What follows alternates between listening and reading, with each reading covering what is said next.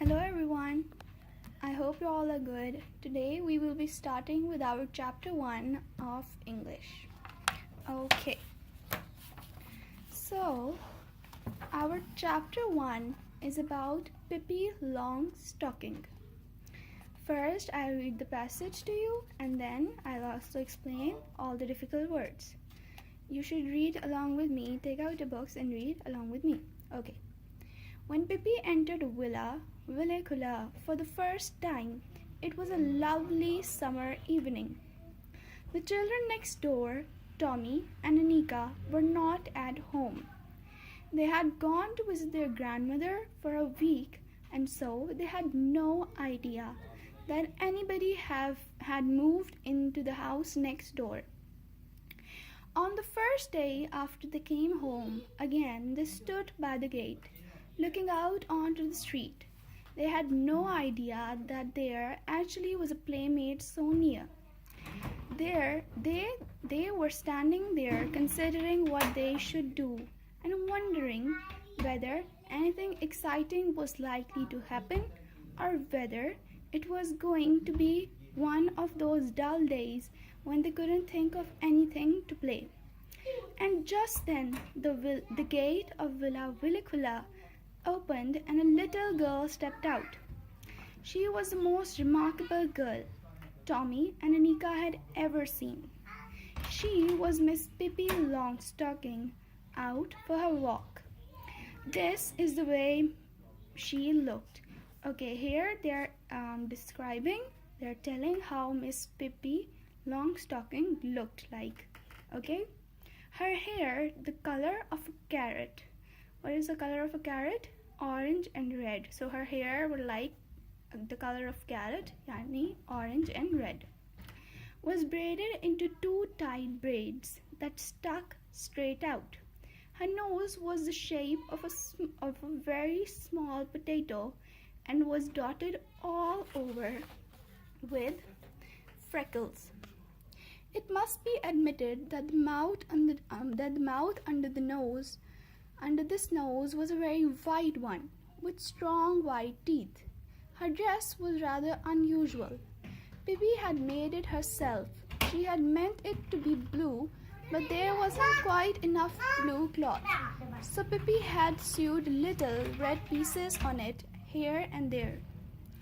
On her long thin legs, she wore a pair of long stockings, one brown and the other black.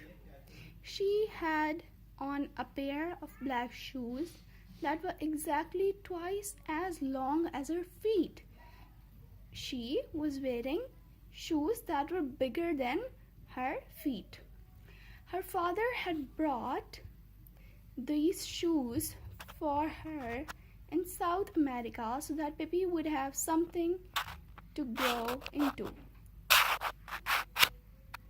She loved them and she never wanted to wear any others.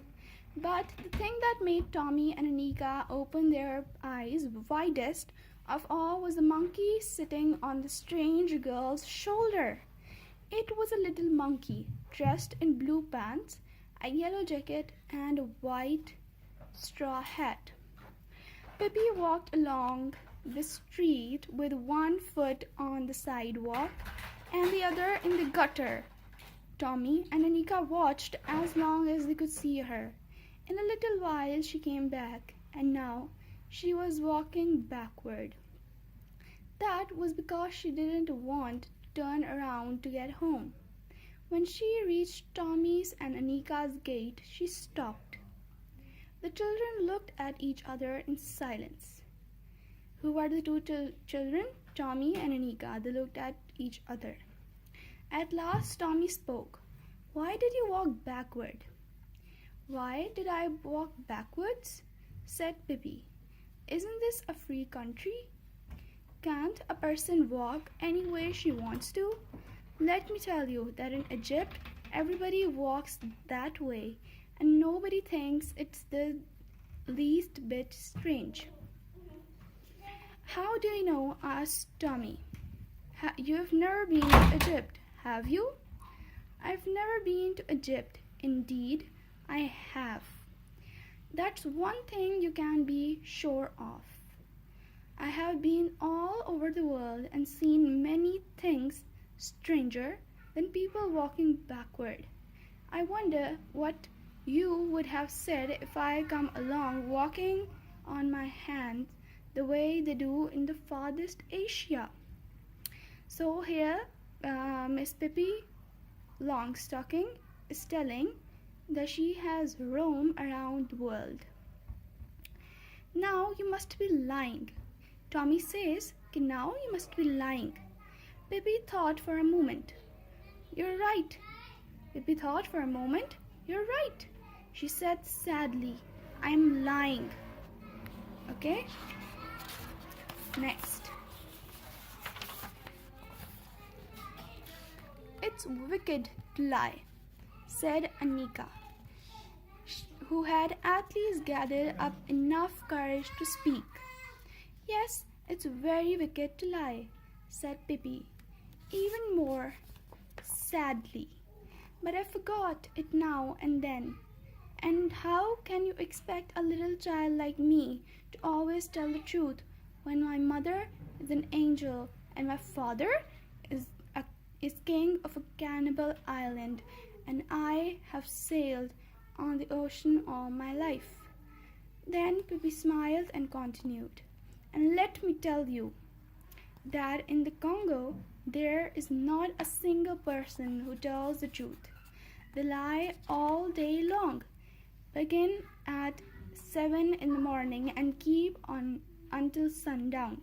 So if I should happen to lie now and then, you must try to excuse me and to remember that it is only because I stayed in the Congo a little too long. We can be friends anyway, can't we? Oh, sure, said Tommy, and realized suddenly that this was not going to be one of those dull days. By the way, would you come and have breakfast with me? Asked Pippi. Why not? Said Tommy. Come on, let's go. Oh, yes, let's, said Anika.